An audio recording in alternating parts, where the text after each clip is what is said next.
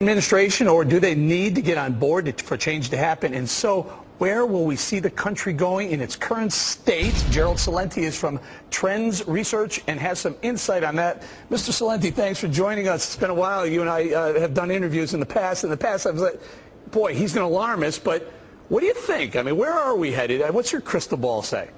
Oh, look, you're a savvy guy. You're a New Yorker.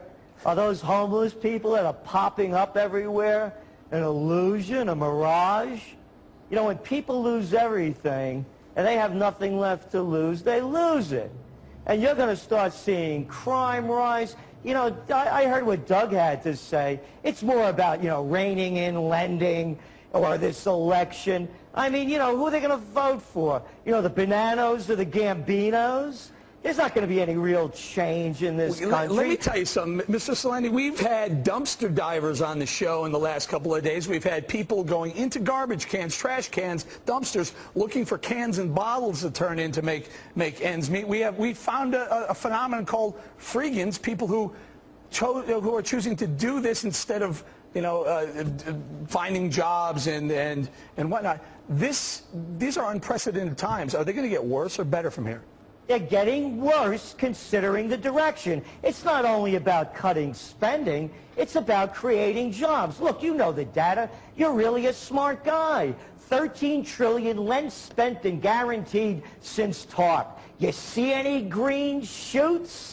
No. You don't know. We have to have job creation. Oh, you want a job? Look at the jobs they're creating. Hey, how about a cashier at a convenience store? Now, I have one better for you. How about a home health care aide? Look, Eric, you talk about we need education. Look at this country, CBS 60 Minutes. They had this whole show about all these guys and girls with college degrees. They can't get a job doing anything, even being a janitor. So right. No, it's not about, and if our educational system was worth anything, you think we'd be in the problem that we have now? Well, I'm not sure, Gerald. What's the education system have to do with that? I get the jobs thing. I mean, we're waiting for jobs to come back, but go ahead. I mean, oh, you want a degree in, how about religious studies or art history? Well, how about business administration? You could do these things without going into debt, $100,000, unless you're going to college for a real degree in a skill that you can't get anywhere else. You're dumping your dough. You're the trend guy. You're the trend guy, Gerald. What's the trend? The trend has been for manufacturing jobs to go overseas, to go to Asia. I'm not sure what we produce anymore here. I guess ideas, but what is that important of a trend? Do we need to get that trend to come back to the U.S.? Do we need manufacturing to come back here?